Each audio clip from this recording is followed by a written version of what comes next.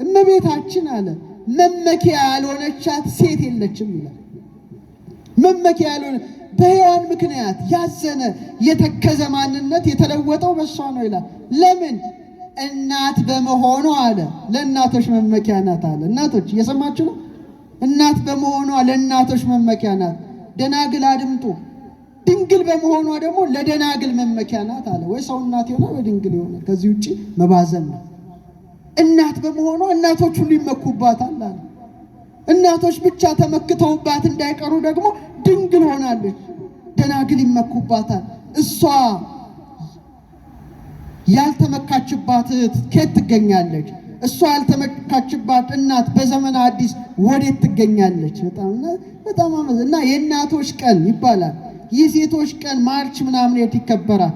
ዛሬ ሴቶች እናቶቻችን፣ ሴቶች እህቶቻችን ምን ያህል መመኪያችሁ እንደሆነች ብቻ በማሰብ ቤታችሁ እየገሰገሳችሁ ውዳሴዋን እየጸለያችሁ መመኪያ ድንግል ማርያም በሔዋን ያነሰ ማንነታችን ባንቺ ከፍ ብሏል እያላችሁ ዕለት ዕለት በስዕሏ ፊት እንድትማጸኑ መንፈሳዊ መልእክት እናስተላልፋለን። እናት ስትባል ድንግል፣ ድንግል ስትባል እናት። ዓለም ከተፈጠረ ጀምሮ ሁለቱን የያዘች እናት የለችም፣ የሔዋን ዘር የለችም። እሷ ሁለቱን አስተባብራ ይዛ የተፈጥሮ ሕግ እኮ ስብርብሩን ያወጣችው እኮ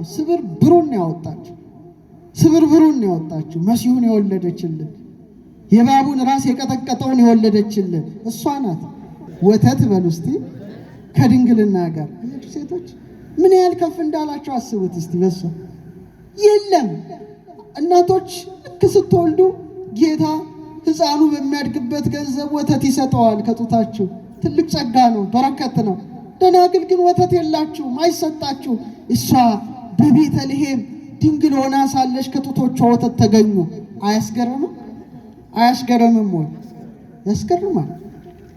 ድንግል ለአንተ ለሁሉ መጋቢ የተውሶ ወተትን ሰጠች። ሰማያትን በዘረጋው ቀኝ እጅ ጡቶቿን ጨበት።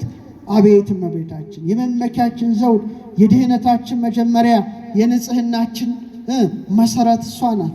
ስለዚህ ሁለተኛይቱ ሔዋን ተብላ ተገልጻለች። ረድኤቷ በረከቷ ይደርብን።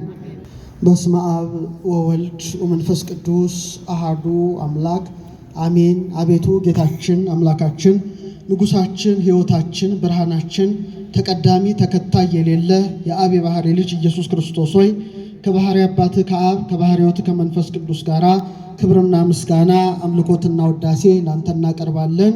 በድንጋሌ ሥጋ በድንጋሌ ነፍስ የጸናሽ ንዕድ ክብርት የሆንሽ የአምላክ እናት ቅድስት ድንግል ረድኤትሽ ቃል ኪዳንሽ ከሁላችን ጋራ ይሁን።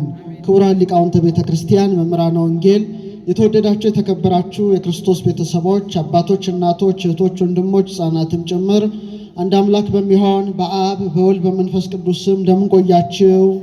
እንደምን አረፈዳችሁ? እንደምን ሰነበታችሁ? ልዑል እግዚአብሔር ሁላችንን በሕይወትና በሰላም ጠብቆ ለዚች የተቀደሰች ዕለት አድርሶናልና የአባቶቻችን አምላክ ልዑል እግዚአብሔር ስሙ የተመሰገነ ይሁን። እንደ እግዚአብሔር ቸርነት እንደ እግዚአብሔር ቅዱስ ፈቃድ የምንማማረው ዳግሚት ሔዋን በሚል ርዕስ ይሆናል። እስቲ ሁለተኛይቱ በሉ እስቲ። አይሰማም? ሔዋን። ጥሩ። ዛሬ እንግዲህ ነገረ ማርያምን ነው ማስተምራችሁ። በተለይ ዳግሚት ሔዋን እናታችን ቅድስት ድንግል ማርያም ከሔዋን ጋራ እንዴት እንደምትነጻጸር ማስተማር ይሆናል።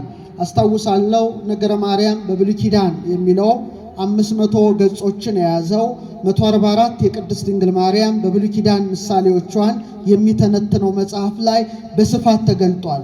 ዛሬ ረድኤተ እግዚአብሔርን አጋዥ አድርጌ እዛ ላይ ያለውንም ሊቃውንት ያመሰጠሩትንም የአምላክ እናት ንዕድ ክብርት የሆነች ድንግል ማርያም ከሔዋን ጋራ ከአዳም ጋራ እንዴት እንደምትነጻጸር መጽሐፍ ቅዱስ እንዴት አድርጎ በአምሳል እንደገለጣት ማየት ይሆናል። እግዚአብሔር አምላካችን ምስጢሩን ጥበቡ እንዲገልጥልን ቅዱስ ፈቃድ ይሆንልን።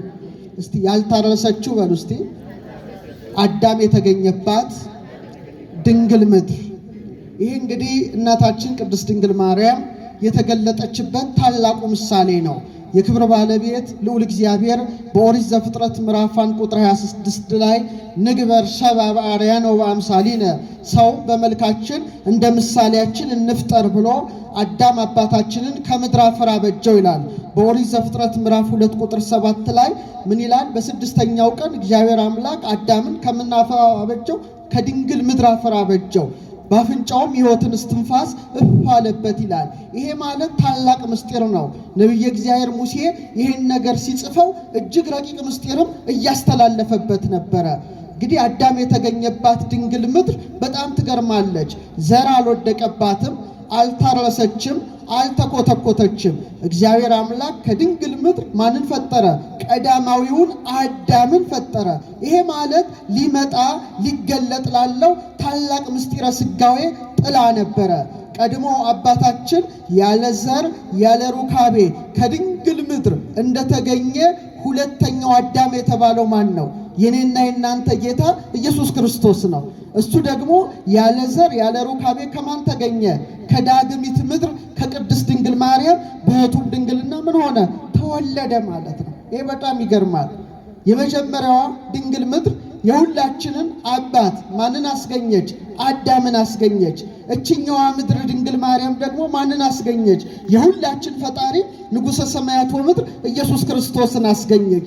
ስለዚህ አዳም ከተገኘባት ድንግል ምድር ድንግል ማርያም ደግሞ በእጅጉ ምን ትላለች? ትልቃለች። ያቺ የሁላችን አባት አዳምን ስታስገኝ፣ እቺ ደግሞ አባ አዳምን የአዳምን ፈጣሪ ንጉሠ ነገሥት ተቀዳሚ ተከታይ የሌለው የአብ ባሕሪ ልጅ ኢየሱስ ክርስቶስን በሕቱም ድንግልና ምን ሆነች? ወለደች ማለት ነው። ያቺ አዳም የተገኘባት ድንግል ምድር ምንም አይነት መኮትኮት ምንም አይነት የገበሬ ነገር እንዳልተከናወነባት ድንግል ማርያምም ልማደ አንስት ሳይደርስባት ዘርአ ብእሲ የወንድ ዘር ሳይወድቅባት ዳግማዊ አዳም ሁለተኛው አዳም የተባለ ማንን አስገኘች? ኢየሱስ ክርስቶስን አስገኘች። በጣም የሚገርመው ግን ያቺ አዳም የተገኘባት ድንግል ምድር አዳምን ካስገኘች በኋላ ሌላ አዳም ተገኝቶባታል? አልተገኘባትም። ሔዋን የተገኘችው ከምን ነው? ከአዳም ጎን ነው። የሰው ልጆች ሁሉ የምንገኘው ከማን ነው? አባትና እናት በሚያደርጉት ጾታዊ ግንኙነት ነው። ስለዚህ የመጀመሪያዋ ያቺ የታተመች ድንግል ምድር ከአዳም በቀር ሌላ አዳምን እንዳላስገኘች ድንግል ማርያምም ከዳግማዊ አዳም ከኢየሱስ ክርስቶስ በቀር ሌላ አልወለደችም። ጌታን ከመውለዷ በፊት ምን ነበረች? ድንግል ነበረች። ጌታንስ በወለደችው ጊዜ ድንግል ናት። ጌታንም ከወለደችው በኋላ በዘላለማዊ ድንግልና ጸንታ የኖረች በመሆኗ እናታችን ሁለተኛይቱ ሔዋን ድንግል ማርያም አዳም በተገኘባት ምድር ተመስላ ተገልጣለች ማለት ነው። ረድኤቷ በረከቷ ይደርብን። እንግዲህ ከዛ በመቀጠል አዳም ከድንግል ምድር ሲገኝ ለሱ እንደሱ ያለ ረዳት አልተገኘም። ያን ጊዜ ሥላሴ ሰው ብቻውን ይሆን ዘንድ መልካም አይደለም፣ የሚመቸውን ረዳትን እንፍጠርለት አሉ። በደንብ አስተውሉ ቃሉ። ሰው ብቻውን ይሆን ዘንድ ምን አይደለም? መልካም አይደለም። ምክንያቱም ሰዎች እንስሳት፣ አራዊት፣ አዕዋፍ ይመጣሉ። አዳም ስም እየሰየመ ይልክላቸዋል። ብቸኝነት ተሰማው። ምክንያቱም ሁሉ ሁለት ሁለት ሆኖ ነው፣ ጥንድ ጥንድ ሆኖ ነው የተፈጠረው። አዳም ሐዘን ተሰምቶታል ማለት ነው። ብቸኝነት ተሰምቶታል ማለት ነው። ስለዚህ ሥላሴ ምን አሉ? ሰው ብቻውን ይሆን ዘንድ ምን አይደለም? መልካም አይደለም፣ የሚመቸው ረዳትን እንፍጠርለት ብለው ከጎኑ ማንን ፈጠሩለት? ሔዋንን ፈጠሩለት። ኦርቶዶክሳውያን እዚህ ላይ ልብ ማድረግ ያለብን ነገር ሔዋን ለአዳም በምንድን ነው ረዳትነቷ? ዝም ብላችሁ አስቡት። አሁን ሔዋን በኦሪት ዘፍጥረት ላይ ስታነቡ አዳምን በምን ረዳችሁ? በመውለድ። ኦኬ፣ መውለድ ነው። እሳቱም ይዋለዳል። ምን ረዳት ትሆነዋለች? መንፈሳዊ ረዳት አልሆነችውም። ይልቁኑ አካለ ከይሲ ማደሪያ፣ ልሳነ ከይሲ መናገሪያ ላደረገው ለዲያብሎስ ቃል በመታመን በመገዛት የእግዚአብሔርን ቃል ሐሰት በማድረግ ዕፀ በለስም በልታ ለባሏ ለአዳም አብልታ በሰው ሁሉ ዘር ላይ ምን አመጣች? ሞትን፣ ውድቀትን፣ እንባን፣ ለቅሶን፣ ሰቆቃን ያመጣችው እንጂ ፈጽሞ አዳምን ልትረዳው አልቻለችም። እና ሊቃውንት አባቶቻችን ሲያስተምሩ ምንድን ነው ረዳት የተባለች ሕይወትን የሰጠ በሕይወት የሆነውን ማንን ወለደች? ኢየሱስ ክርስቶስን የወለደች ደቂቀ አዳምን የአዳምን ልጆች ሁሉ በምልጃዋ ምትረዳ ማን ነበረች? ድንግል ማርያም ነበረች። በማን አብራክ ነበረች ማለት ነው? በአዳም በሔዋን አብራክ ነበረች ማለት ነው። ስለዚህ ረዳት የተባለችው ለጊዜው ሔዋን ስትሆን ፍጻሜው ግን ሁለተኛይቱ ሔዋን ድንግል ማርያም ነበረች። ለዚህ ነው ሊቁ ምን አለ? ረዳኢተ ትሰመይ ቅድስት ድንግል ለአዳም ወለደቂቁ። ረዳትስ ረዳት ግን አዳምን ከልጆቹ ጋራ የረዳሽ ማናት? ድንግል ማርያም ናት። ሔዋን እሰይ ረዳአቶ፣ ሔዋን ግን አልረዳችውም። አላ ዳይሟ ሳተቶ፣ አሳሳተችው እንጂ። ወበሰባቱ ዓመት እምገነተ ተድላ አውጽአቶ፣ ከ7 ዓመት የገነት ተላ ደስታ እንዲባረር አደረገችው። ማርያም እሰ ረዳኢተ ኮነቶ፣ ድንግል ማርያም ግን ረዳትን ሆነችው። በደመ ወልዳ ዘተሳየጠቶ ወውስተ ገነታ ባልቶ፣ ሥጋውን የቆረሰ ደሙን ያፈሰሰ በከበረ ደሙ ፈሳሽነት ዓለምን ያዳነውን ኢየሱስ ክርስቶስን በመውለዷ ለሰው ልጆች ሁሉ ረዳት ሆና የተሰጠች ማናት? አረ ነገሩን ሔዋን ናት? ድንግል ማርያም ናት? ድንግል ማርያም ናት። ተመልከቱ። ስለዚህ አባ ጊዮርጊስ ዘጋስጫ ምን አለ? አኮ ዘኮነቶ ረድኤተ፣ ረዳት አልሆነችውም። አላ ኮነቶ ቀታሊተ፣ እንደውም የአዳም ገዳይ ሆነችው ይላል ማ? ሔዋን። ስለዚህ ሔዋን ስለ ድንግል ማርያም ተብላ ምን ሆና ተጠራች? ረዳት ተብላ ተጠራች። ስለዚህ እግዚአብሔር ባወቀ ለደቂቀ አዳም ረዳት ትሆን ዘንድ በምስጢር ድንግልን አመለከተ። ቃል ኪዳኗ አሁንም ረዳት ይሆናል። እንደውም ቅዱስ ያሬድ ምን ይላል? ለሐኮ ለአዳም መሬታዊ ወአርአየ በላዕሌሁ ማርያምሃ መሬተ ሰናይተ። እስቲ መሬታዊ በሉ እስቲ፣ አይሰማም። መሬታዊ አዳምን ፈጠረ፣ በእርሷ ላይም መልካማ መሬት ድንግል ማርያምን አሳየ ካለ በኋላ ማርያም እሰ ተሐቱም ትካት ውስተ ከርሱ ለአዳም ከመ ባሕሪ ጻዕዳ። ማርያም ግን አለ ከጥንት ጀምሮ በአዳም ባህሪ ውስጥ እንደ ነጭ ዕንቁ ትታይ ነበር ይላል። እንደ ነጭ ዕንቁ ትመላለስ ነበረ። ያቺ ነጭ ዕንቁ የደፈረሰ ባህር ውስጥ ብትጥሏትም ጭቃው አያጠቁራትም። በደፈረሰው ባህር ውስጥ አብርታ እንደምትታይ ድንግል ማርያምም ሁለተኛይቱ ሔዋን አዳማዊ ኃጢአት ሳይደርስባት መርገመ ሥጋ መርገመ ነፍስ ሳይነካት እውነተኛውን ዕንቁ ኢየሱስ ክርስቶስን ወልዳ ምን ሆነች? ረዳት ሆነች። ስለዚህ ሥላሴ የሚመቸው ረዳት እንፍጠርለት አሉ። እሷም እናታችን ወላዲተ አምላክ ድንግል ማርያም ሆና በዘመነ ሐዲስ ተገልጣለች። በረከቷ ይደርብን። እንደገና አሁንም በዚህ አልቆመም። በአዳም አባታችን ላይ ምን ጣለበት? እንቅልፍ ጣለበት። ከጎኑ አንድ አጥንት ወስዶ ማንን ፈጠረ? አረ መልስልኝ። ሔዋንን ፈጠረ። ታዲያ ሥላሴ ከአዳም ጎን አንድ አጥንት ወስደው ሔዋንን ሰርተው ሲሰጡት አጥንቷ ከአጥንቴ ሥጋዋ ከሥጋዬ ነው፣ ከወንድ ተገኝታለችና ሴት ትባል። ስለዚህ ሰው አባቱና እናቱን ይተዋል፣ ከሚስቱም ጋር አንድ ይሆናል፣ ይዋሃዳል፣ ሁለቱም አንድ ሥጋ ይሆናሉ በማለት አካሉ እንጂ ባዕድ አለመሆኗን መሰከረ። ይሄ ለጊዜው ነው። እስቲ ልብ አድርጋችሁ አስተውሉ። ከአዳም ጎን ማን ተገኘች? ሔዋን ተገኘች። ግን አዳም ሔዋንን ሲያስገኝ አካል ጎደለው? አልጎደለውም። 24 ትሪብስ ነው። አንተም ያለ አንቺም ያለ ሁሉም ነው። ምንም አካል አልጎደለው። አዳም ሔዋንን ሲያስገኝ ምንም አይነት አካል እንዳልጎደለ ሁሉ ሁለተኛይቱ ሔዋን ዳግሚት ሔዋን የተባለች ቅድስት ድንግል ማርያምም ዳግማዊ አዳም የተባለ ኢየሱስ ክርስቶስን በወለደችው ጊዜ ማኅተመ ድንግልናዋ ምን አልሆነም? አልጎደለም። በጣም እኮ ይገርማል። ለዚህ ነው ቅዱስ ቄርሎስ ምን ይላል? በከመ ይሐጽ አጽመ ገቡሁ ለአዳም ድኅረ ጸአተ ሔዋን እምኔሁ ከማሁ ይሐጽ ማኅተመ ድንግልናሃ ለድንግል አመ ወለደቶ ለኀበ አዳም በሥጋዌሁ። ቀድሞ አዳም አለ ሔዋንን ሲያስገኝ ምንም አይነት የአካል መጉደል እንዳላገኘ ሁሉ ቅድስት ድንግል ማርያም ደግሞ የአዳምን ፈጣሪ በሥጋ በወለደችው ጊዜ ማኅተመ ድንግልናዋ ምን አልሆነም? አልጎደለም። ስለዚህ የአዳም ጎን ሆና የተገለጠች ማን ነበረች? ቅድስት ድንግል ማርያም ነበረች። ረድኤቷ በረከቷ አይደርብን። ሌላው በጣም አስገራሚው አዳም ሔዋን ከጎኑ ስትገኝ ሕመም ተሰምቶታል? ምንም አይነት ህመም አልተሰማውም። እንደውም አዳም አንቀላፍቶ ተኝቶ ነበረ። ምንም አይነት ህመም ሳይሰማው ከጎኑ ሔዋን እንደተገኘች በተመሳሳይ መልኩ እናታችን ቅድስተ ቅዱሳን ድንግል ማርያምም ጌታን በቤተልሔም በወለደችው ጊዜ ምን አልሆነችም? ሕማመ ወሊድ አልተሰማትም። ሴቶች የሚሰማቸውን ጻር፣ ጋር፣ ጭንቅ፣ ምጥ፣ ጩኸት የለባትም። ምሳሌው ነው። ወበከመ ኢያሕመሞ ለአዳም ሶበ ተነቅለ አጽመ ገቦሁ ከማሁ ይረከባ ሕማመ ወሊድ ለእመ አምላክ ገሊላዊት ይላል ቅዱስ ቄርሎስ። አዳም ሔዋንን ሲያስገኝ ምንም አይነት ህመም እንዳልተሰማው ቅድስተ ቅዱሳን ድንግል ማርያምም ገሊላዊት ድንግል ማርያምም በተመሳሳይ መልኩ ጌታን በወለደችው ጊዜ ምን አልተሰማትም? ሕማመ ወሊድ አልተሰማትም። ስለዚህ አስቀድሞ እግዚአብሔር ምሳሌዋን በአዳም ምሳሌዋን በሔዋን ላይ ያተመባት ዳግሚት ሔዋን ሁለተኛይቱ ሔዋን የተባለች ማን ነበረች? ድንግል ማርያም ነበረች። አሁን የቤተ ክርስቲያን ሊቃውንት በቴዎሎጂው ሰከንድ ኢቭ ይሏታል። ሁለተኛይቱ ሔዋን ወይም ዘኒው ኢቭ አዲሲቱ ሔዋን ይሏታል። ድንግል ማርያም መጠሪያዋ በጣም ብዙ ነው። አንዱ መጠሪያዋ ዳግሚት ሔዋን፣ ሁለተኛይቱ ሔዋን ወይም አዲሲቱ ሔዋን።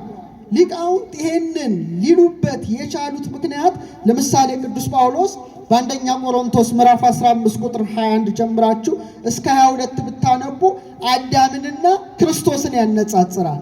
ባለመታዘዝ ምክንያት ሞት በማን መጣ? በአዳም መጣ። ሕይወት ደግሞ በማን ተገኘ? በሁለተኛው አዳም በክርስቶስ ተገኘ። ስለዚህ ኢየሱስ ክርስቶስ ምን ተብሎ ተጠራ? ሁለተኛው አዳም። እስቲ በሉት፣ እስቲ ድገሙት። ኢየሱስ ክርስቶስ ሁለተኛው አዳም ከተባለ ድንግል ማርያም እናቱ ደግሞ ምን ትባላለች? ሁለተኛይቱ ሔዋን ትባላለች። በጣም ብዙ ቴዎሎጂያን የነገረ መለኮት ተንታኞች ሁሉ አዲሲቱ ሔዋን እያሉ ጽፈዋል። ሁለተኛይቱ ሔዋን እያሉ ጽፈዋል። ለምሳሌ ሰማዕቱ ጀስቲን የተባለ ታላቅ ሊቅ ሄሬኔዎስን መጥቀስ ይቻላል። የዮሐንስ ተማሪ የፖሊካርፕ ጓደኛ የሆነው ፓፒየስ ጽፏል። ያዕቆብ ዘንጽቢን ጽፏል። ቅዱስ ኤፍሬም ሶርያዊ ጽፏል።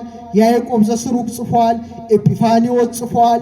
ባስልዮስ ጽፏል። ጥንት የነበሩት ሊቃውንት በተለይ ደግሞ ከኢትዮጵያውያን ደግሞ አባ ጊዮርጊስ ዘጋስጫ ያሬድን ጨምረው ድንግል ማርያምን በሁለተኛይቱ ሔዋን በመመሰል በጣም የሚታወቅ ብዙ የነገረ መለኮት ጽሑፎች አሏቸው እና ዛሬ እስቲ ሔዋንንና ድንግል ማርያምን እናነጻጽራቸው። ማንንና ማንን? ሔዋንና ጳውሎስ ጌታን ከአዳም አነጻጽሮ ሁለተኛው አዳም ካለ እኔና እናንተ ደግሞ በዛሬው ትምህርታችን ላይ ሔዋንን እዚህ ጋር አስቀምጠን በግራ ጎን ድንግል ማርያምን በቀኝ አድርገን እስቲ ሁለቱን በሚገባ እናነጻጽራለንና እግዚአብሔር አምላክ ምስጢሩን ጥበቡን ለሁላችንም ይግለጥልን። መጀመሪያ የምናነጻጽረው አይኖቻቸውን ነው። ምኖቻቸውን ነው? የሔዋንን አይኖችና የቅድስት ድንግል ማርያምን አይኖች ማነጻጸር ይገባል። ይህን ስናነጻጽር የሔዋን አይኖች የምኞት አይኖች፣ የፍትወት አይኖች ሆነው ተገልጠዋል። የድንግል ማርያም አይኖች ደግሞ የትህትና አይኖች፣ የንጽህና አይኖች፣ የቅድስና አይኖች፣ የሃይማኖት አይኖች፣ የምግባር አይኖች ሆነው ተገልጠዋል። የሔዋን አይኖች የግራ አይን ሆነው ተገልጠዋል። የድንግል ማርያም አይኖች የቀኝ አይን ሆነው ተገልጠዋል።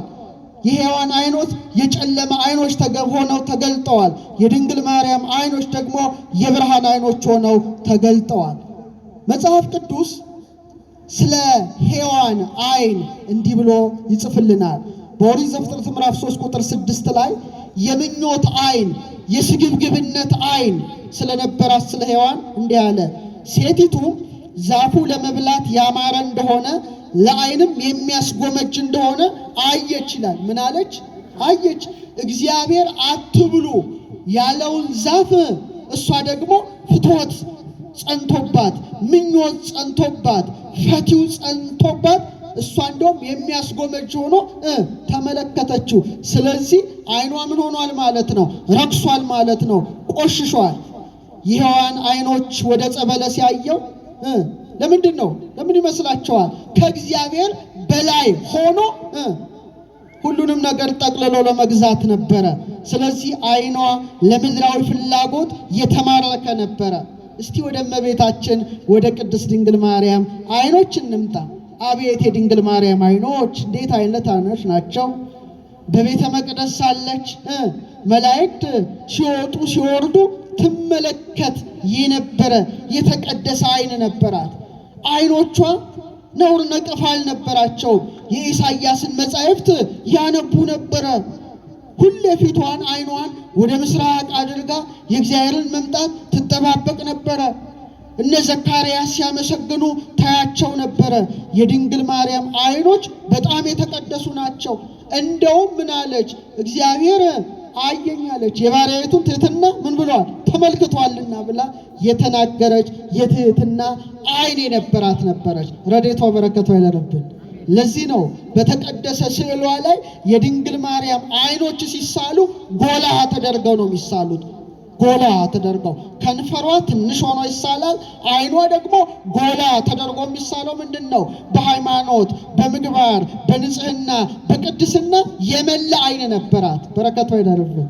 ዛሬም እኔና እናንተ በእናትነት አይኗ ሁሌ ትመለከታለች። የሔዋን አይኖች ግን የታወረ አይኖች ነበሩ። የበለስን ቅጠል የተመለከቱ አይኖች ነበሩ። እንደውም የሔዋን አይኖች በጣም የሚገርመው ዕፀ በለስን ከበላች በኋላ ለአዳምም ካበላች በኋላ መጽሐፍ ቅዱስ ምን ይላል? የሁለቱም አይኖቻቸው ተከፈቱ፣ ራቁታቸውን እንደሆኑ አወቁ ይላል። ምን እንደሆኑ? የሔዋን አይኖች የአዳምን እርቃን ነው የተመለከቱት። የምንን እርቃን? የእሷን እርቃንነት፣ ራቁትነት። ከዛ ተደብቃ ምን ውስጥ ገባች? ዛፉ ቅጠል ውስጥ ገባች። አዳምን በተመሳሳይ መልኩ። ስለዚህ የሔዋን አይኖች መከፈታቸው ምንድን ነው? ሞትን ነበረ ያመጣው፣ ጭንቀትን ነበረ ያመጣው፣ ተስፋ መቁረጥን ነበረ ያመጣው። የቅድስት ድንግል ማርያም አይኖች ደግሞ ማንን ነው የተመለከቱት? እግዚአብሔርን ነው የተመለከቱት። ሔዋን አይታ ራቁትነቷን ተመልክታ ስትሸሽ፣ እናታችን ቅድስት ድንግል ማርያም ደግሞ ምልዕተ ጸጋ ሆና ያቺ ከእግዚአብሔር ስትሸሽ፣ እችኛዋ ደግሞ ራሱ እግዚአብሔርን በሕቱም ድንግልና ወልዳ በደረቷ ታቀፈችው። አመስግኗት እችን እናት። ያቺ ከእግዚአብሔር ሸሸች ራቁቷን እንደሆነ፣ እች ግን ምልዕተ ጸጋ ሆና ማንን አቀፈችው? ራሷ እግዚአብሔርን አቀፈችው። በጣም ይገርማል። የመጀመሪያዋ ሔዋን በዓይኖቿ ዕፀ በለስን ነበር የተመለከተችው። እችኛዋ ሔዋን አዲሲቱ ሔዋን ድንግል ማርያምን ዕፀ በለስን ሳይሆን ዕፀ ሕይወትን የተመለከተችው። ዕፀ ሕይወት ማን ነው? ኧረ መልሱ። የሞት ዛፍን ሳይሆን የሕይወት ዛፍን ቀራንዮ ዕፀ ሕይወት መስቀል ስር ቆማ ልጇን በፍቅር አይን የተመለከተች፣ በሐዘን አይን የተመለከተች ነበረች። ስለዚህ በእውነት ያቺ የተከለከለውን ዛፍ ስትመለከት፣ ይህቺ ደግሞ በጎልጎታ የተተከለውን ዛፍ ዕፀ ሕይወት መስቀልን ተመለከተች። አቤት የእመቤታችን አይኖች ምን አይነት አይኖች ናቸው! ምን አይነት የተቀደሱ አይኖች ናቸው! የሔዋን አይኖች ማንን አዩ? ደም አፍሳሹን ቃየልን ተመለከቱ። ወንድሙን የገደለውን ማለት ነው። ከቃሉ ጋር ናቸው። የሔዋን አይኖች ማንን ተመለከቱ? ወንድሙ አቤልን በግፍ የገደለውን ቃየልን ተመልክተው እንባ አነቡ። ድንግል ማርያም ግን ወንድሙን የገደለውን ቃየልን ሳይሆን ለዓለም ሁሉ በቀራንዮ የተሰቀለውን የሕይወትን ዛፍ ክርስቶስን ተመልክተው እንባ አነቡ። ታዲያ አይኖቿ የተቀደሱ ነበሩ። እንደ ሔዋን የተከለከለውን ዛፍ ሳይሆን ራሱ የሕይወት ዛፍን ኢየሱስ ክርስቶስን የተመለከተ አይኗ ክብር ይገባዋል። አመስግኑ። ለዓይኗ ክብር ይገባዋል። ስለዚህ ኤፍሬም ሶርያዊ ምን ይላታል? አንድ መጽሐፍ አለው፣ ብርህት አይን ይላታል። እስቲ በሉ። ሔዋን የጨለመ አይን ይላታል፣ የታወረ አይን። ሰው ለምሳሌ አይኑ ከታወረ ምን ይሆናል? እንቅፋት ይመተዋል፣ ይወድቃል፣ አደጋ ይደርስበታል። በሔዋን ምክንያት የጨለመው ዓለም አሰናካይ ገጠመው አለ፣ ጣዖት ገጠመው አለ፣ ሰው ሁሉ ወደ ሲኦል ጣለው አለ።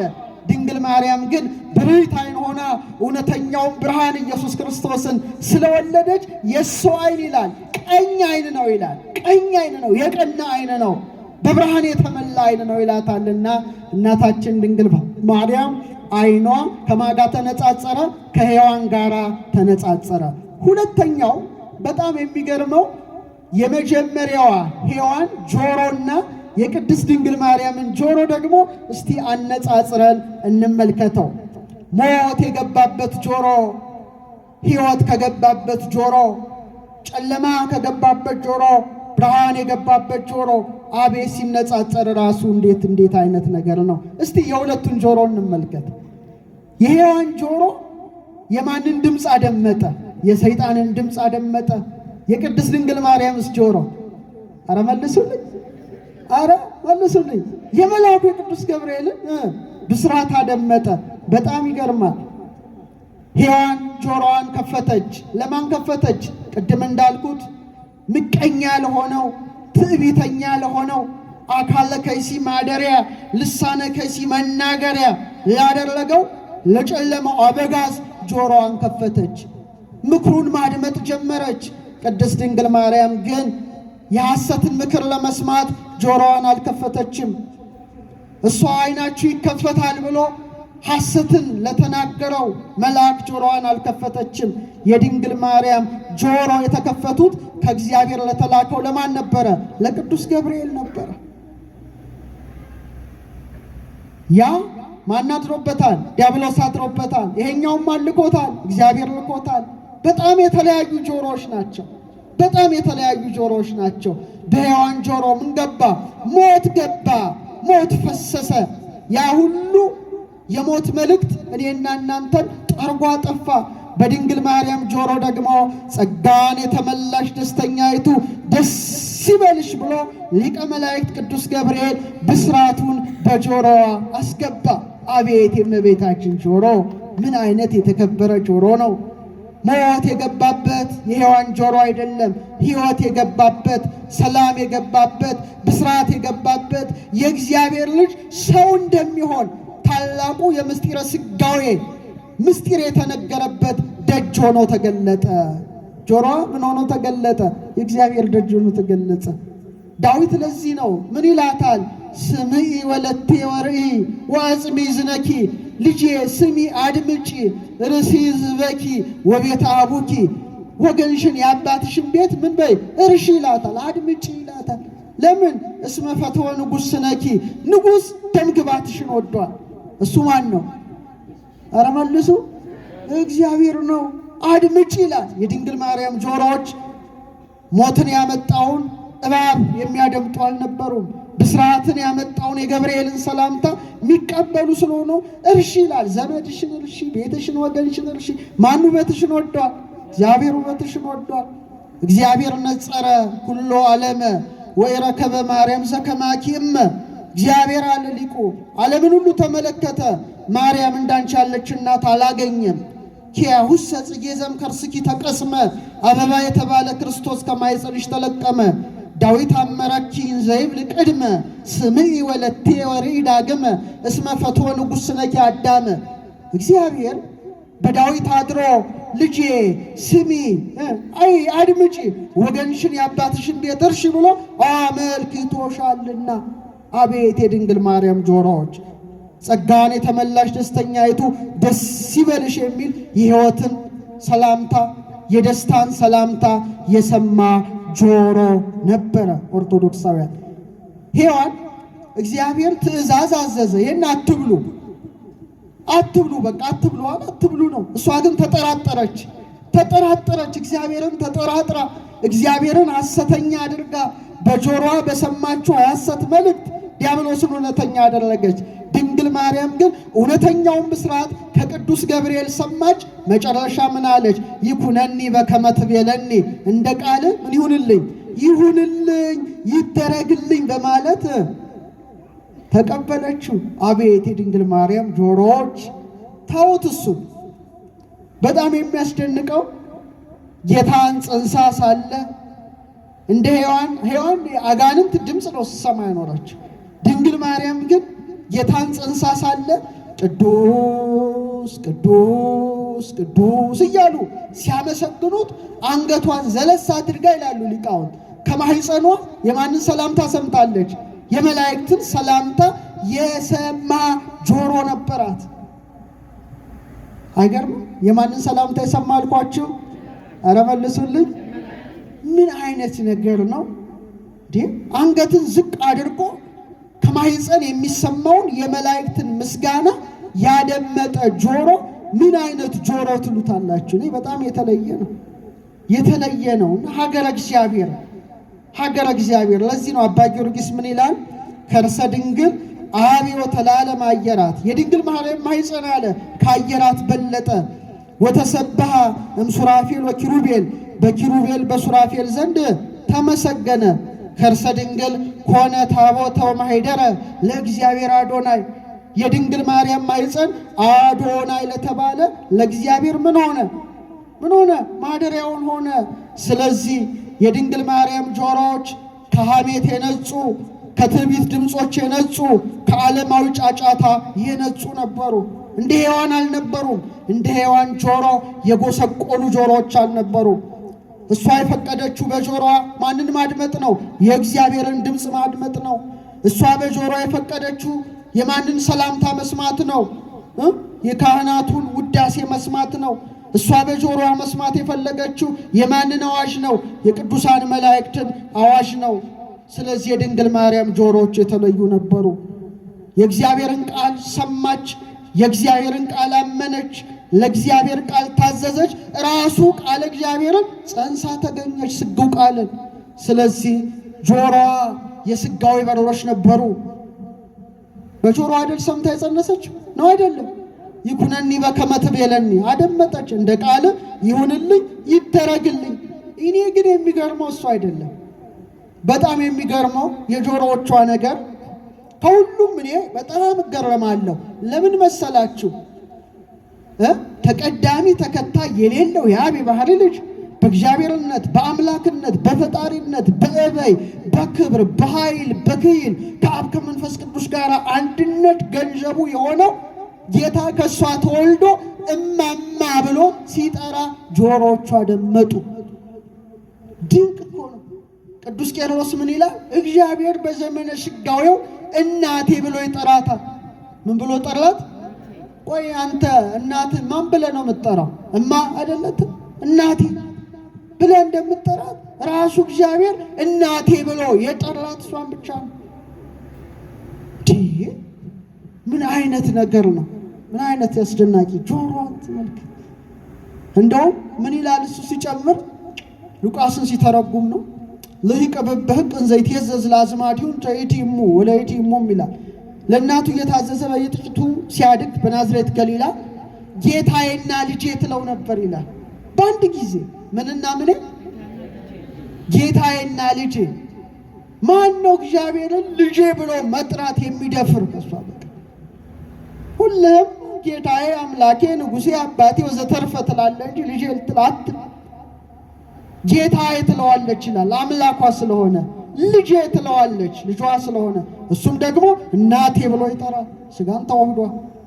እግዚአብሔር እናቴ ብሎ ሲጠራ የሰሙ ጆሮዎች ከቅድስት ድንግል ማርያም በቀር የማን ጆሮ ይገኛል?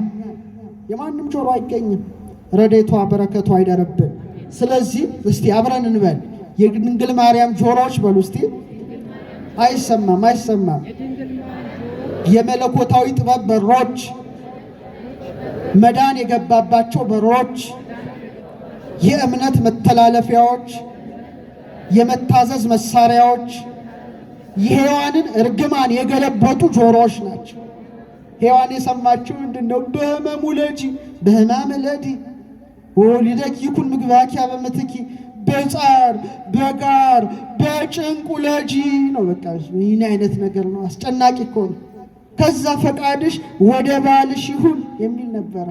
እሷ ግን ጌታን ያለ ሕመም ወልዳ በቤተልሔም ስብሐት ለእግዚአብሔር በሰማያት ወሰላም በምድር ስምረቱ ለሰብ በሰማያት ለእግዚአብሔር ምስጋና ይሁን በምድርም ሰላም ሆነ የሚለውን አጥንትን የሚያለመልም ምስጋናን በቤተልሔም ያደመጡ ጆሮቿ ክብር ይግባቸው ነው። አመስግናታ አትሰስቱ። ሌላው በጣም የሚገርመው ንጽጽር ሁለተኛይቱ ሔዋን ያሉበት ምክንያት የሔዋን አፍና የድንግል ማርያም አፎችን ነው። የሔዋን አፎች የተከለከለውን ዛፍ የበሉ ናቸው። የሔዋን አንደበቶች ከእባብ ጋር የተነጋገሩ አንደበቶች ናቸው። የሔዋን አንደበቶች ሞትን ያመጡ አንደበቶች ናቸው። የሔዋን አንደበቶች እርግማንን በምድር ላይ ያሰፈኑ አንደበቶች ናቸው። ጨለማ ነው። የሔዋን አፍ ሲታይ የሚታየው ጨለማ ነው። የድንግል ማርያም አፎች ግን እጅግ የተለዩ ናቸው። ከማን ጋር ተነጋገሩ? ከቅዱስ ገብርኤል ጋር።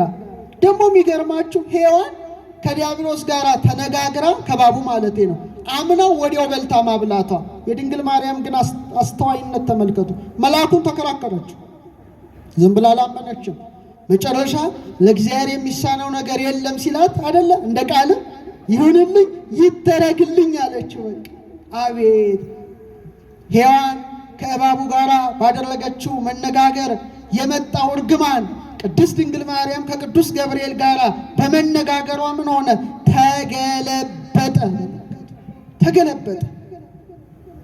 እንደ ቃል ይሁንልኝ ይደረግልኝ ስትል እንዘ ኢያርቅ እመንበረ ስብሐቲሁ ውስተ ማኅፀነ ድንግል ሀደረ ሥጋ ኮኖ ተወልደ። አካላዊ ቃል ከሥጋዋ ሥጋን ከነፍሷ ነፍስን ነስቶ የዕለት ጽንስ ሆነ፣ አምላክ ሰው ሆነ፣ ሰው አምላክ ሆነ። ዲታ አይነት አስገራሚ ነገር ነው። እኔ ማኅፀኗ ነገር በጣም ይገርመኛል። እንደው ይህን ሳስብ እንዴት እስቲ ከጽርሐ እግዚአብሔር የት ነው ያለው? ሲመልሱልኝ የት ነው ያለው? አባታችን ሆይ ምድር ላይ የለም ማለት ነው እንዴ? ሰማይ ከምድር ከፍ እንዳለ እሱም ልዑል ነው ማለታችን ነው እንጂ ከጽርሐ አርያም በላይ ርዝመቱ፣ ከበርባሮስ በታች ጥልቀቱ፣ ከአድማስ እስከ ናጌብ ስፋቱ፣ ከምስራቅ እስከ ምዕራብ ርዝመቱ አይባልም። ሁሉን የሚወስን ማን ነው? እግዚአብሔር ነው። ይኩነኒ በከመ ትቤለኒ እንደ ቃል ይሁንልኝ ያለችው ያ የእምነት ቃል ግን ምንን አደረገ? ሰማይ ዙፋኔ ነው፣ ምድር የእግሬ መረገጫ ናት። ለእኔ ምን አይነት ቤት ትሰራላችሁ አለ እግዚአብሔር። ይገርማል። ምን አይነት ቤት ነው የምትሰራ? ሰማይ ዙፋኔ ነው፣ ምድር የእግሬ መረገጫ ናት። ለካ እግዚአብሔር አንድ ሰማይ ነበረው። ለካ እግዚአብሔር አንዲት ምድር ነበረችው። ሰማይ ዙፋኔ ነው እንዳለ ማኅፀኗን እንደ ዙፋን አድርጎ 9 ወር ከ5 ቀን ተቀመጠ። ምድር የእግሬ መረገጫ ናት እንዳለ እግሩ ተረገጣት 9 ወር ከ5 ቀን። ሁለተኛይቱ ሰማይ ሁለተኛይቱ ምድር ሆና ተገለጠች። ይኩነኒ በከመ ትቤለኒ በሚለው ቃል ብቻ እንደ ቃል ምን ይሁንልኝ? ይሁንልኝ፣ ይደረግልኝ። ለእግዚአብሔር የሚሳነው ነገር የለም። በጣም እኮ ነው የሚያስደንቀው። ኦ ድንግል ሶበ ኀደረ ውስተ ከርሥኪ እሳተ መለኮት፣ ድንግል ያለ ሕርያቆስ እሳተ መለኮት ጌታ በማኅፀንሽ ባደረ ጊዜ ገጹ እሳት ነው፣ ልብሱ እሳት ነው፣ አካሉ እሳት ነው። እንደምን አላቃጠለሽ? ይህ ነው ኮንተምፕሌሽን ይባላል። ማሰላሰል ማሰላሰል። እንዴት አላቃጠለሽ? እንዴት ሆኖ 7 የእሳት መጋረጃ በማኅፀንሽ ተጋረደ፣ በቀኝ በግራ እንዘንስቲታ ባላንቲ ታናሽ አካል ስትሆን አስባችሁታል? ኪሩቤል የሚንቀጠቀጡለት ያ ሰማያዊ ዙፋን በማኅፀንሽ አይቴኑ ተተክለ። ወዴት ተተከለ? ወዴት ቆመ? እንዘ ንእስት መርዓት አንቲ። ኪሩቤልም ብትጠይቁት ሱራፌልም ብትጠይቋቸው መልስ ሊኖራቸው አይችልም። በእናንተ ላይ የሚቀመጠው አምላክ ይኩነኒ በከመ ትቤለኒ ላለችው ለ15 ዓመቷ ብላቴና እንዴት መልስ የለም፣ መልስ የለም። እንደውም አባቶቻችን ሲያስተምሩ ኪሩቤል ሱራፌል 16 መላእክት ናቸው። 12ቱ ከውስጥ 4ቱ ከአፋ ስለሚታዩ ነው 40ቱ እንስሳ የሚባሉት እና የእግዚአብሔርን ዙፋን ተሸክመዋል። ሲሸከሙት ደግሞ በጣም አስፈሪ በሆነ ግርማ ዙፋኑን መንካት አቅቷቸው በእሳት ምሰሶ ደግፈው ኮቦር በሚባል ወንዝ ሳለ ለሕዝቅኤል ተገልጠውለታል። ሕዝቅኤል 1 አንቡ። ያስፈራል፣ ያስደነግጣል። እሷ ግን ያንን አምላክ ይኩነኒ በከመ ትቤለኒ ብላ በመነጋገሯ ብቻ በማኅፀኗ የተሸከመች፣ በጀርባ ያዘለች፣ በክንዷ የታቀፈች በመሆኗ ድንግል ማርያም መላእክትን ጭምር በልጣቸዋለች። አልበለጠቻቸው? በልጣለች? አልበለጠ? አባ ጊዮርጊስ ምን ይላል? አንቲ ተአቢም ኪሩቤል፣ አንቺ ከኪሩቤል ትበልጫለሽ። ወትፈደፍዲም ሱራፌል፣ ከሱራፌልም ትልቅ ያለሽ። እስመ ሱራፌል ወኪሩቤል በሰረገላ እሳት ይጸውርዎ። ሕዝቅኤል እንዳየ፣ ዳንኤል እንዳየ፣ ኢሳይያስ እንዳየ፣ ዮሐንስ አቡ ቀለምሲስ እንዳየ በእሳት ሰረገላ ልጅሽን ይሸከሙታል። ወበምጽናት ይዘ እሳት ይጼኑ መንበሮ ዙፋኑንም በፍርሃት ሆነው በእሳት ምሰሶ ይደግፉታል። አንቺ ሻጮርኪዮ በከርስኪ አንቺ ግን ያንን አምላክ በማኅፀንሽ ተሸከምሽው።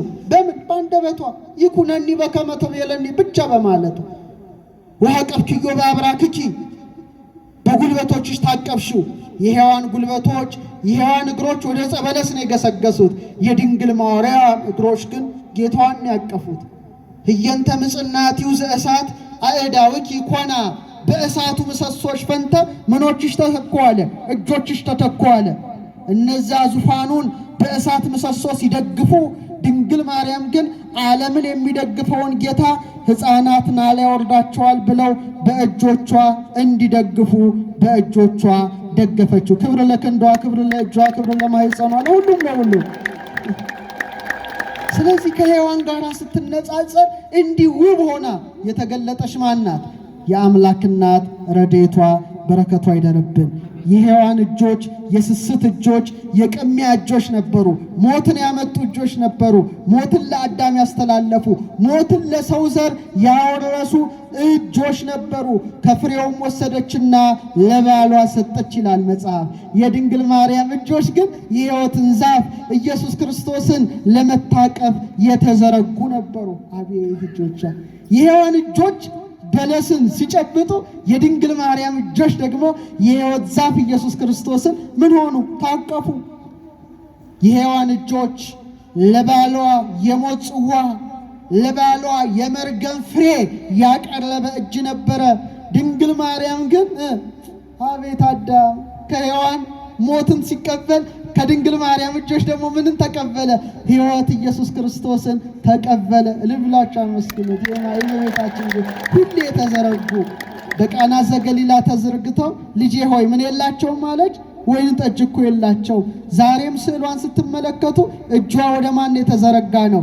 ወደ ልጇ ወደ ክርስቶስ የተዘረጋ ነው። ክብር ለእጇ። ከሔዋን ጋር ሊነጻጸር አይችልም፣ አይችልም፣ አይችልም በእውነትና እጇ ያስደንቃል። መጨረሻ እግሮቿን ብቻ አንስቼ ትምህርቴን አበቃለሁ። የሔዋን እግሮች ወዴት ነው የገሰገሱት? ፍጠኑ። ወደ ዕፀ በለስ ነው የገሰገሱት።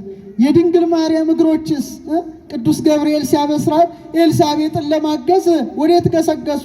ወደ ይሁዳ ከተማ በፍቅር የገሰገሱ እግሮቿ። አቤት የእመቤታችን እግሮች! አቤት የእመቤታችን እግሮች! የሔዋን እግሮች ወደ ሞት ዛፍ፣ የሔዋን እግሮች በኀፍረት ዛፍ ውስጥ ወደ መሸሸግ ከብርሃን ወደ ጨለማ ሲገሰግሱ፣ የድንግል ማርያም እግሮች ግን ሕይወት ኢየሱስ ክርስቶስን ይዛ በእግሯ ወዴት ተሰደደች? ወደ ግብፅ የተሰደዱ እግሮች ናቸው። በአንተና በሴቲቱ መካከል ጠላትነትን አደርጋለሁ፣ እርሱ ራስን ይቀጠቅጣል፣ አንተም ሰኮናው ትነድፋለህ። የእባቡን ራስ የቀጠቀጠውን ኢየሱስ ክርስቶስን የወለደች ከሷ በቀር ማን አለች? የሔዋን እግሮች በሰው ዘር ላይ ሞትን ሲያውጁ፣ ድንግል ማርያም ደግሞ የእባቡን ራስ የረገጠውን የቀጠቀጠውን ኢየሱስ ክርስቶስን በመውለድ በእውነት የድንግል ማርያም እግሮች ከብረው ታይተዋል። ስለዚህ ድንግል ማርያም በእውነት ረድኤቷ በረከቷ ይደረብን። እንደውም መልካሙን የምስራች የሚያወሩ እግሮቻቸው ንዑዳን ክቡራን ናቸው የሐዋርያት። ድንግል ማርያም እኮ ማንን የወለደችው? ሕይወት ራሱ ክርስቶስን ነው ወልዳ የሰጠችን። ስለዚህ አባቶቻችን ረዳኤተ ትሰመይ ቅድስት ድንግል ለአዳም ወለደቂቁ፣ ሔዋንን አንፈልጋትም፣ እኛ ምንፈልጋት ማንን ነው? ድንግል ማርያምን ነው በማለት ያስተማሩ። ስለዚህ ኦርቶዶክሳውያን ሁለተኛይቱ በሉ እስቲ ድገሙት፣ ሁለተኛይቱ ሔዋን ዛሬ ለሔዋን ዘሮች ሁሉ መመኪያ ሆነች። እንደውም ምን ይላል ኤፍሬም ሶርያዊ? ብላቴናይቱ ድንግል ማርያም ያረጀች እናቷን ደገፈቻት አለ። እሷ ማናት? ሔዋን ናት። እባብና ሔዋን ተመሳጥረው ባደረጉት ሐሰት አዳም እንዲወድቅ ስታደርገው፣ ድንግል ማርያም ደግሞ ሕይወት ክርስቶስን ወልዳ ሔዋንንም በመደገፍ አዳምንም በመደገፍ ትታወቃለች። ሔዋኖች እህቶቼ፣ በሔዋን የጎበጠ በሔዋን የተከዘ በሔዋን ዝቅ ያለ ማንነታችሁ ከፍ የተደረገው በሁለተኛይቱ ሔዋን በድንግል ማርያም ብቻ ነው። ይህን ማወቅ ያስፈልጋል። ሔዋን በአፋችሁ አለ ያዕቆብ ዘሥሩግ የዝምታ መጠምጠሚያ ኖረች ይላል። አፋችሁን ዝግን ያለ ሴቶች ሁሉ አፋቸውን የተዘጋው ተዋርደው ነበረ በሔዋን። ለምን? የሞት ምክንያት ነበረቻ።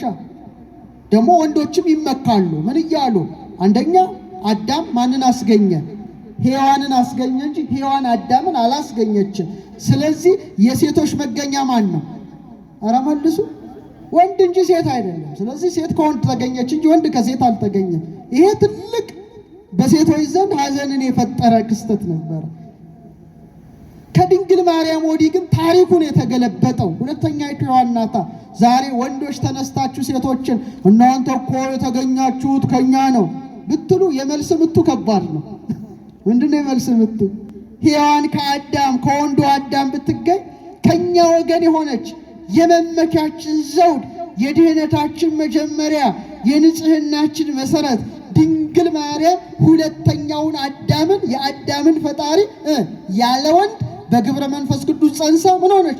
ወልደዋለች። ተካከለ በከመ አውፃ ብእሲ ብእሲተ እንበለ ብእሲት ብእሲትን ያውፃት ብእሴ እንበለ ዘርአ ብእሲ ይላል አፈወርቅ። ወንድ አዳም ሴት ሔዋንን ያለ ሴት ሲያስገኝ ድንግል ደግሞ ጌታን ያለ አባት ወለደች። ወሃሎ ዕዳ ላዕለ ትዝምድ አንስት በሴቶች ዘንድ ዕዳ ነበረ። ወበእንተዝ ኮነት ፈዳይተ ዕዳ ለሔዋን በዚህ ምክንያት የሔዋንን ዕዳ የከፈለች ማናት? ድንግል ማርያም ናት። ስለዚህ ሴቶች ደስ ይበላችሁ፣ አሁን ከፍ አላችሁ፣ ርስት መውረስ ቻላችሁ። ርስት መውረስም አይቻልም። ርስታችንን ያሳጣችን የመጀመሪያዋ ሴት ሔዋን ነበረች። ድንግል ማርያም ደግሞ በከበረ ደሙ ፈሳሽነት ምን መለሰ? ገነትን የከፈተው የወለደችልን ምክንያተ ድኅነት እና ኤፍሬም ምን ይላል? እመቤታችን አለ መመኪያ ያልሆነቻት ሴት የለችም ይላል። መመኪያ ያልሆነ በሔዋን ምክንያት ያዘነ የተከዘ ማንነት የተለወጠው በሷ ነው ይላል። ለምን? እናት በመሆኗ አለ።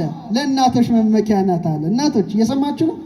እናት በመሆኗ ለእናቶች መመኪያ ናት። ደናግል አድምጡ። ድንግል በመሆኗ ደግሞ ለደናግል መመኪያ ናት አለ። ወይ ሰው እናት ይሆናል ወይ ድንግል ይሆናል። ከዚህ ውጪ መባዘን ነው። እናት በመሆኗ እናቶች ሁሉ ይመኩባታል አለ። እናቶች ብቻ ተመክተውባት እንዳይቀሩ ደግሞ ድንግል ሆናለች። ደናግል ይመኩባታል። እሷ ያልተመካችባት ከየት ትገኛለች? እሷ ያልተመካችባት እናት በዘመነ አዲስ ወዴት ትገኛለች? በጣም እና የእናቶች ቀን ይባላል። የሴቶች ቀን ማርች ምናምን የት ይከበራል? በእውነትስ ከተከበረ የሴቶች ቀን ድንግል ማርያም የተወለደችበት ዕለት ነበር። ምን ነው ቀርላላችሁ እንዴ? አመስግናት፣ አይዟችሁ። እሷም በጣም እኮ ነው የሚደንቀው። እናት ስትባል ድንግል፣ ድንግል ስትባል እናት። ዓለም ከተፈጠረ ጀምሮ ሁለቱን የያዘች እናት የለችም። የሔዋን ዘር የለችም። እሷ ሁለቱን አስተባብራ ይዛ የተፈጥሮ ሕግ እኮ ስብርብሩን ያወጣችው ስብርብሩን ያወጣችው መሲሁን የወለደችልን የእባቡን ራስ የቀጠቀጠውን የወለደችልን እሷ ናት። እስቲ በመጨረሻ በሉ እስቲ ወተት በሉ እስቲ ከድንግልና ጋር ሴቶች ምን ያህል ከፍ እንዳላቸው አስቡት እስቲ። በሷ የለም እናቶች ልክ ስትወልዱ ጌታ ሕፃኑ በሚያድግበት ገንዘብ ወተት ይሰጠዋል ከጡታችሁ። ትልቅ ጸጋ ነው፣ በረከት ነው። ደናግል ግን ወተት የላችሁም፣ አይሰጣችሁ። እሷ በቤተልሔም ድንግል ሆና ሳለች ከጡቶቿ ወተት ተገኙ። አያስገርምም? አያስገርምም ወይ? ያስገርማል። እስቲ አብረን እንበል ፈጣሪዋ ነህና በሉ እስቲ። አፋችሁ አይለጎም። ፈጣሪዋ ነህና ለድንግል እናት ለጡቶቿ ወተት ሰጠ። ልጇ ነህና ከሰጠሃት ወተት መልሰ ጠባ። ፈጣሪዋ ስለሆንክ ነው አለ። ለደናግል ወተት የላችሁም፣ እሷ ግን ፈጣሪዋ ስለሆንክ ወተት ሰጥሃታል። ግን ደግሞ አለ ልጇ ስለሆንክ ከሰጠሃት ወተት መልሰ ምን አልክ? ጠባ። ይህም ብቻ እያሰባችሁ ሂዱ እስቲ ቤታችሁ። ድንግል ለአንተ ለሁሉ መጋቢ የተውሶ ወተት ሰጠች። የጊፍት ማለት ነው። ተውሶ እንኳን ብድር ማለት ነው። ማን ያበደራት? ወተትን ያበደራት ማን ነው? ራሱ ልጇ እኮ ነው። ድንግል ለአንተ ለሁሉ መጋቢ የተውሶ ወተትን ሰጠች። ሰማያትን በዘረጋው ቀኝ እጅ ጡቶቿን ጨበት። አቤት እመቤታችን የመመኪያችን ዘውድ፣ የድህነታችን መጀመሪያ፣ የንጽህናችን መሰረት እሷ ናት። ስለዚህ ሁለተኛይቱ ሔዋን ተብላ ተገልጻለች። ረድኤቷ በረከቷ ይደርብን። አመስግኗት እመቤታችን። ጸጋዋ ረድኤቷ በረከቷ ይደርብን። ስለዚህ ዛሬ ሴቶች እናቶቻችን፣ ሴቶች እህቶቻችን ምን ያህል መመኪያችሁ እንደሆነች ብቻ በማሰብ ቤታችሁ እየገሰገሳችሁ ውዳሴዋን እየጸለያችሁ መመኪያዬ ድንግል ማርያም በሔዋን ያነሰ ማንነታችን ባንቺ ከፍ ብሏል እያላችሁ ዕለት ዕለት በስዕሏ ፊት እንድትማጸኑ መንፈሳዊ መልእክት እናስተላልፋለን። ያስተማረን የመከረን የአባቶቻችን አምላክ ልዑል እግዚአብሔር ስሙ የተመሰገነ ይሁን። ወስብሐት ለእግዚአብሔር።